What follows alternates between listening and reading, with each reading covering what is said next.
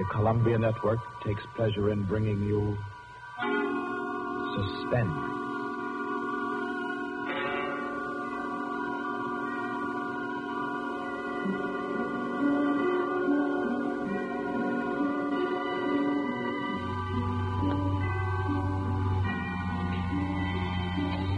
Suspense. Columbia's play theater of outstanding thrillers. Produced and directed by William Spear and scored by Bernard Herrmann. The notable melodramas from fiction and stage and screen, from the world's great literature of entertaining excitement, presented each week to bring you to the edge of your chair, to keep you in suspense.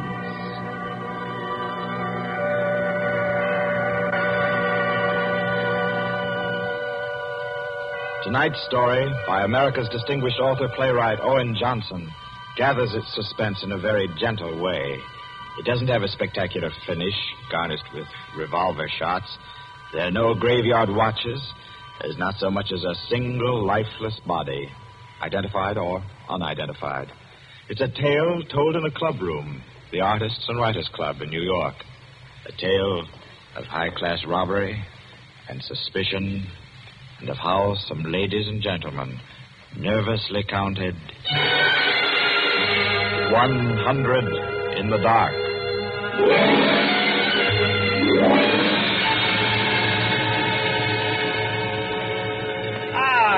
That was a fine meal. Me for the club anytime. Here, we can all sit here, Quinny. Yes, if you'll just draw up that chair for Mr. Peters. Oh, yeah. Here you are, Peters. Thank you. Do you all know Peters? This is Mr. Steingall.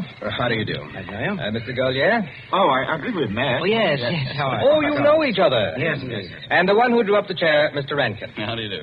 Well, I guess we're all acquainted now. To get back to our table discussion, Quinny. Oh, yes. How about a drink? Who'll join me? Oh, yeah, pleasure. Fine. John. Well, now, Steingall, as I said, there are only half a dozen stories in the world. What is more to the point? There's every reason... Yes, sir. What? Oh, 5 with soda, John. Yes, sir. Now, where was I? Oh, yes. What is more to the point, gentlemen, is the small number of human relations that are so simple and yet so fundamental that they can be eternally played upon, redressed, and reinterpreted in every language, in every age, and yet remain inexhaustible in the possibility of variation. Well, that's true, of course. It's very possible. Take the eternal triangle. 2 men and a woman, or 2 women and a man. Its variations extend to thousands. That right, Rankin? Well, in a way. Ah, here we are. Set them down right there, John. Very well, sir. A little soda. Here you are. Thank you. And you. Thank you. Soda, Peter? Yes, please.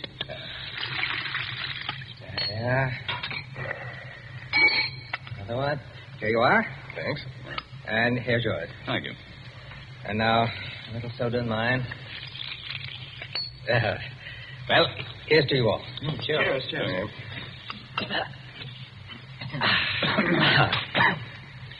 I'm afraid we can't see eye to eye, Quinny.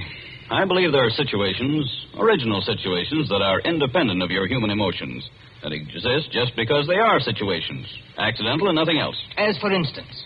Well, I'll just cite an ordinary one that happens to come to my mind. In a group of 5 men, well, such as we are here, a theft takes place. One man is the thief. Now, which one? Now, I'd like to know what emotion that interprets. And yet it certainly is an original theme at the bottom of the whole literature. It's not the same thing at all. Detective stories. I could answer that the situation you give can be traced back to the commonest of human emotions, curiosity. I think Quinny has you there, Rankin. What is the peculiar fascination that the detective problem exercises over the human mind? You will say curiosity. Yes and no. Admit at once that the whole art of a detective story consists in the statement of the problem. Anyone can do it. I can do it. Steingall can do it. Rankin, I believe even you can do it. The solution doesn't count. It is usually banal. It should be prohibited. What interests us is, can we guess it? There you have it. The problem, the detective story. Now, why the fascination? I'll tell you. It appeals to our curiosity. Yes, but deeper, to a sort of intellectual vanity. 5 men present. The theft takes place. Who's the thief? Who will guess it first? Whose brains will show its superior cleverness? You see? That's all. That's all there is to it. Out of all of which, the interesting thing is that Rankin has supplied the reason why the supply of detective fiction is inexhaustible. It does all come down to the simplest terms. 5 possibilities, 1 answer. Well, the reason is that the situation does constantly occur. It's a situation that any of us might get into any time. Yes, I know of an incident of that kind that happened to a friend of mine last month. Of course, gentlemen. You are glorifying commonplaces. Every crime, I tell you, expresses itself in the terms of the picture puzzle that you feed to your 6-year-old. It's only the variation that is interesting. Take the well-known instance of the visitor at a club and the rare coin, for example. You all know that story. You've heard it, haven't you? I don't think I have. Sure. Why, it's very well known. Oh, go ahead, Quay. Tell it. A distinguished visitor is brought into a club. A dozen men, say, present at dinner, long table. Conversation finally veers around to curiosities and relics. One of the members present then takes from his pocket what he announces as one of the rarest coins in existence. Passes it around the table. Coin travels back and forth, everyone examining it. And the conversation goes to another topic. All at once, the owner calls for his coin. It is nowhere to be found. Everyone looks at everyone else. First, they suspect a joke. Then it becomes serious. The coin is immensely valuable. Who has taken it? The owner is a gentleman. Does the gentlemanly, idiotic thing, of course. Laughs as he knows someone is playing a practical joke on him and that the coin will be returned tomorrow. The others refuse to leave the situation so. One man proposes that they all submit to a search. Everyone gives his assent until it comes to the stranger. He refuses, curtly, roughly, without giving any reason. Uncomfortable silence. The man is a guest. No one knows him particularly well, but still he is a guest. One member tries to make him understand that no offense is offered, that the suggestion was simply to clear the atmosphere. The stranger becomes very firm, very proud, and says, I refuse to allow my person to be searched, and I refuse to give the reason for my action. Another silence. The visitor evidently has the coin, but he is their guest, and etiquette protects him. Nice situation, huh? What's the answer? The table is cleared. A waiter removes a dish of fruit, and there, under the ledge of the plate, where it's been pushed, is the coin. Banal explanation, eh? Of course. Solutions always should be. At once, everyone apologizes to him, whereupon the visitor rises and says, now I can give you the reason for my refusal to be searched.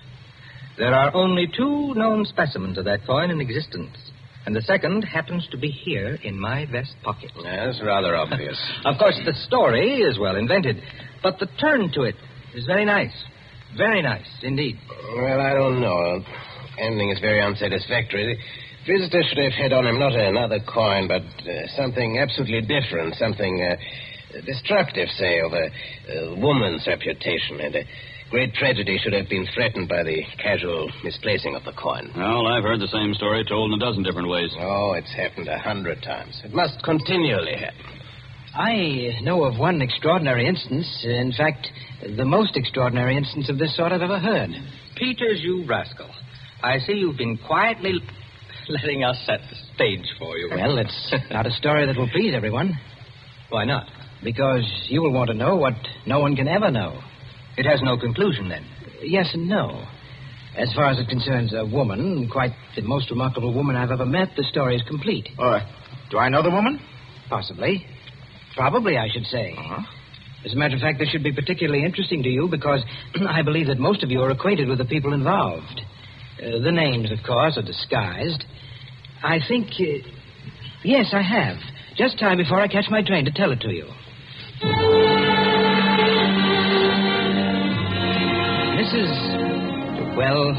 Mrs. Rita Kildare inhabited a charming bachelor girl studio. Very elegant. With a duplex pattern and one of the buildings just off Central Park West.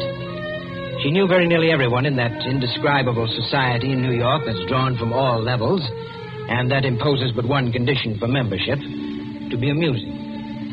In this mingled society, her invitations were eagerly sought. Her dinners were spontaneous, and the discussions, though gay and usually daring, were invariably under the control of wit and good taste. On the Sunday night of this adventure, she had, according to her custom, sent away her Filipino butler and invited to an informal chafing dish supper 7 of her more unusual friends. At 7 o'clock, having finished dressing, she put in order her bedroom, which formed a sort of free passage between the studio and a small dining room to the kitchen beyond. Then, going into the studio, she struck a match and was about to light the candlesticks which illuminated the room when the bell rang. And a Mr. Flanders, a broker, compact, nervously alive, well-groomed, was waiting as she opened the door. Well, you're early. On the contrary, you are late. Well, in any case, hello, and come inside. Here, let me take your things. Thank you. Well, I'm the first, I suppose. Of course. And since you are, you can be a good boy and help me with the candles. Delighted. Who's to be here tonight? The Enos Jacksons. I thought they were separated. Not yet. How interesting. Only you, dear lady, would dream of serving us a couple on the verge. It is interesting, isn't it? Assuredly. Where did you know Jackson? Through the Warings. Jackson's a rather doubtful person, isn't he? Well, let's call him a very sharp lawyer. They tell me, though, he's been gambling pretty much. In deep. How about yourself? Me? I'm a bachelor. If I lose my shirt, it makes no difference. Is that possible? Probable, even. Who else is coming? Oh, Maud Lily. You know her? No, I don't think so. You met her here some time ago. A journalist. Oh, yes, of course. I'd forgotten. Mr. Harris, a clubman, is coming, and the Stanley Cheevers. Stanley Cheevers? Are we going to gamble? Don't tell me you object. Certainly not. Only the Cheevers. They play quite a game. Yes, well united. They have an unusual streak of good luck. Oh, by the way, it's Jackson, isn't it, who is so attractive to Mrs. Cheever? Quite right. What a charming party. Where does Maud Lily come in? Don't joke. She's in a desperate way. And young Harris? Oh, he's to make the salad and cream the chicken. See the whole party. I, of course, am to add the element of respectability. Of what? Don't play baby with me, my dear Flanders. I apologize. That's better. No one, of course, knows who else is coming. No one, of course.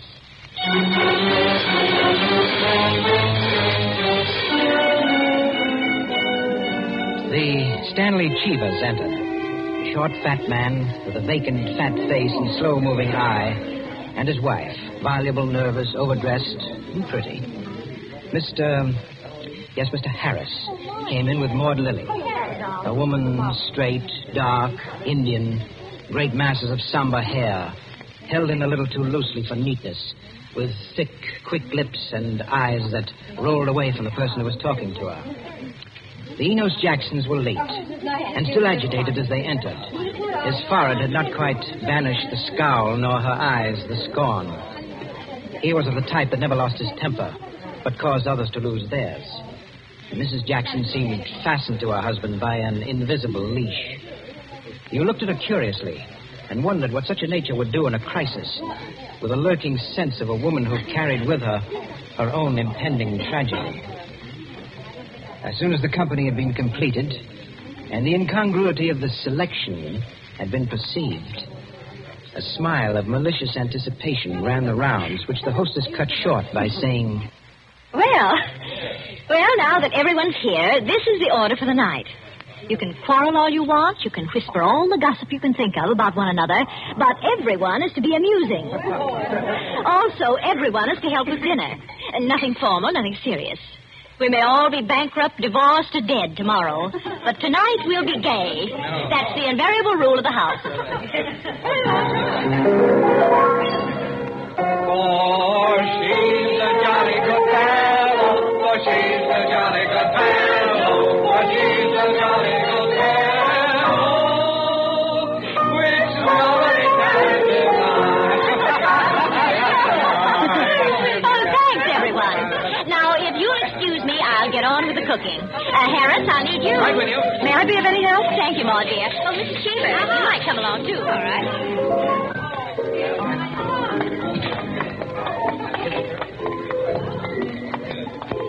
This is an adorable bedroom. Oh, thank you, dear. Now for my apron. There it is. Tie me up in the back, will you please, Maud? Of course. There you are. Fine, thanks. Now just let me get my rings off, and I'll be all ready to go to work. Oh, this is such a lovely apartment, Mrs. Kildare. Thanks. Soap and water always seem to do it. There. Your rings are so beautiful. They are nice, aren't they? But there's only one that's very valuable, the sapphire. Oh, it's beautiful. Let me see. Oh, it must be very valuable. It cost $10,000 6 years ago. It's been my talisman ever since. For the moment, however, I'm a cook. You're not going to leave the rings there. Why, of course. Now, I'm the cook. Maud Lily, you're the scullery maid. Harris is the chef, and we're all under his orders. Mrs. Cheever, did you ever peel onions? Oh, good heavens, no. Well, there are no onions to peel. All you have to do is help set the table.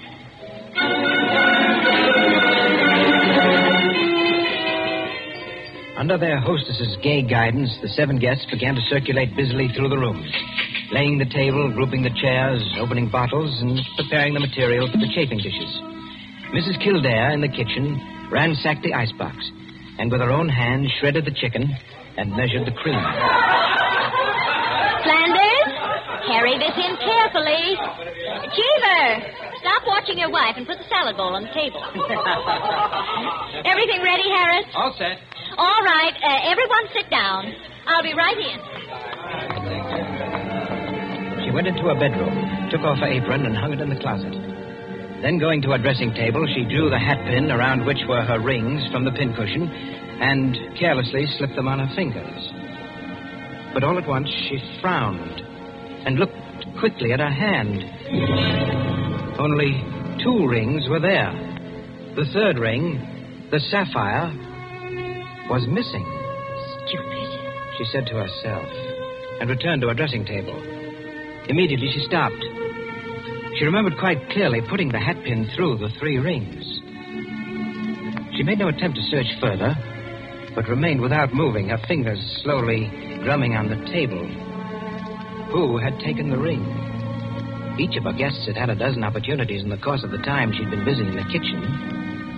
She ran over their characters and their situations as she knew them. Strangely enough, at each, her mind stopped upon some reason that might explain a sudden temptation. To find out nothing this way. That's not the important thing to me just now. The important thing is to get the ring back.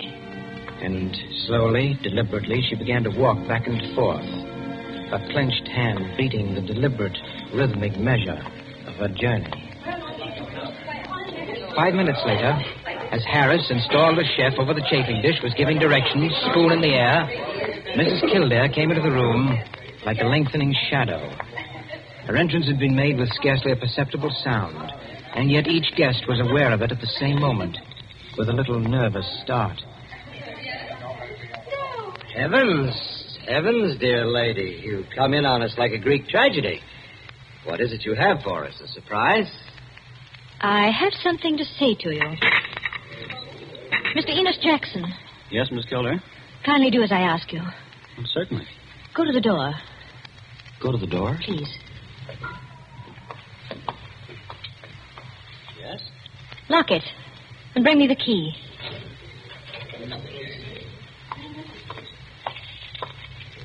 Here you are. You've locked it? As you wish me to. Thank you. Now, the bedroom door. Would you do the same? Sure.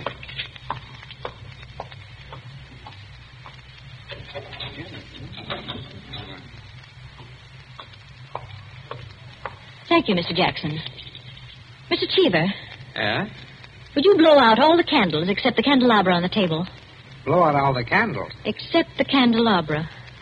All right. Well, for goodness sake, Mrs. Kildare. What is it? I am getting terribly worked up. My nerves are all Sorry, away. Mrs. Jackson. That's the last candle. All right.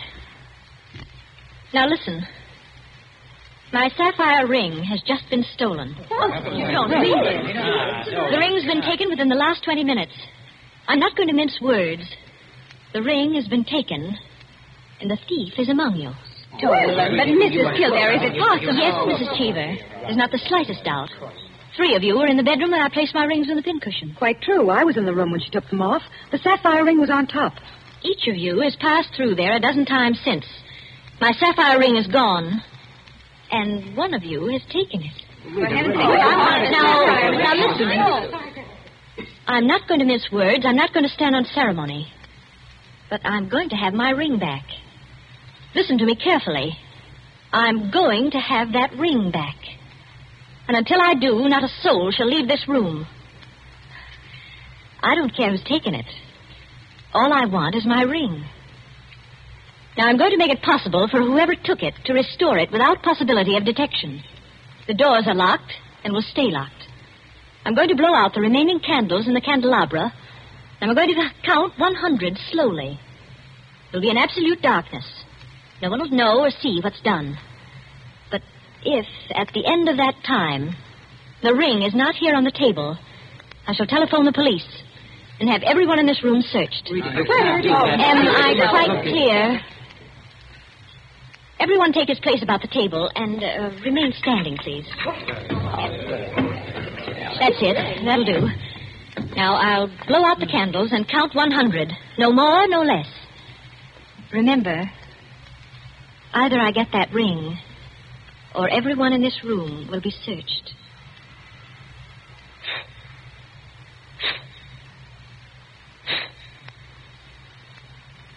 One, 2, 3, 4, 5, 6, 7, 8, 9, 10, 11, 12, 13, 14, 15, 16, 17, 18, 19, 20, 21, 22, 23, 24, 25, 26, 27, 28, 29, 30, 31, 32, 33, 34, 35, 36, 37, 38,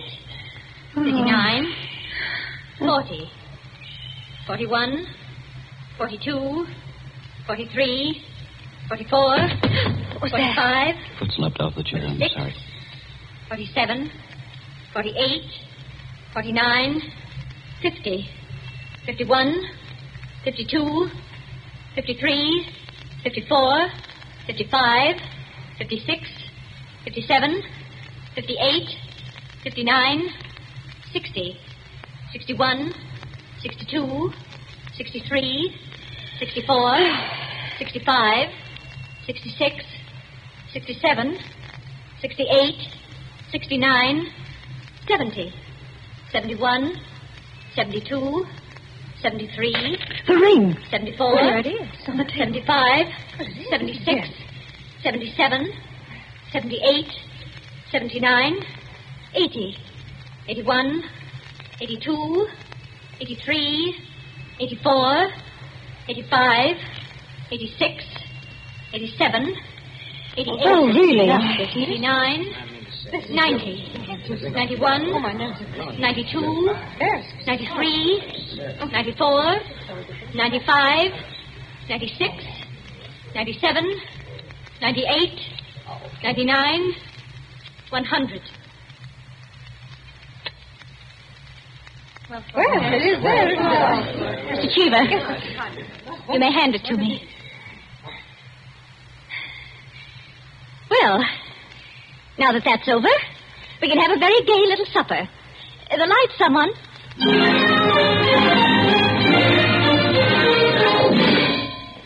And there you are, gentlemen. Oh, I say, Peters, that's not all. Absolutely. The story ends there? Story ends there. But who took the ring? What?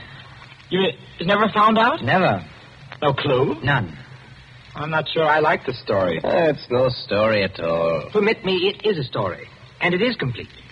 In fact, I consider it unique because it has none of the banalities of a solution and leaves the problem even more confused than at the start. Well, I don't see... Of course you don't see, my dear Enkin. You do not see that any solution would be commonplace. Whereas no solution leaves an extraordinary intellectual problem. Oh, how so? Well, in the first place, whether the situation actually happened or not, which is in itself a mere triviality, Peters has constructed it in a masterly way, the proof of which is that he has made me listen. Any of those present might have taken the ring. There are, therefore, 7 solutions, all possible and all logical. But beyond this is left a great intellectual problem. Oh, how so? Was it a woman who lacked the necessary courage to continue? Or was it a man who repented his first impulse? Is a man or is a woman the greater natural criminal? Oh, that's simple, Quinny. A woman took it, of course. On the contrary, it was a man, for the second action was more difficult than the first. The man, certainly. The restoration of the ring was a logical decision. You see? Personally, I incline to a woman, for the reason that a weaker feminine nature is strangely susceptible to the domination of her own sex. There you are. We could meet and debate the subject year in and year out and never agree. I recognize most of the characters, Peters. Mrs. Kildare, of course, is all you say of her. An extraordinary woman. The story is quite characteristic of her. Flanders, I'm not sure of, but I think I know him. I'm positive I do. Did it really happen? Exactly as I told it. The only one I don't recognize is Harris, your humble servant. What? You, Peters? You were there?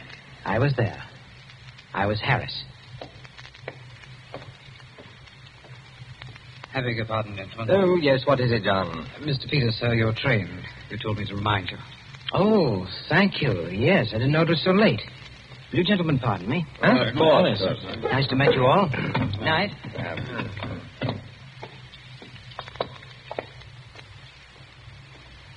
Curious chap. Extraordinary. Well, now, I wonder. I wonder if we're wondering the same thing, gentlemen.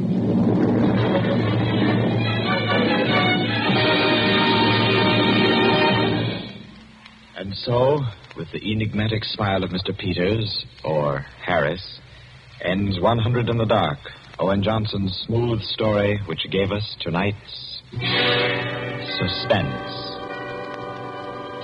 Suspense is produced by William Spear. Tonight's radio drama was written by Jack Anson Fink, directed by John Dietz, and scored by Bernard Herrmann. Eric Dressler was Mr. Peters. Alice Frost played Mrs. Kildare, and Ted Osborne, Quinny. Others in the cast were Helen Lewis, Joan Shea, Henriette Kay, Frank Reddick, Paul Luther, Stephen Schnabel, Ian Martin, and Barry Kroger.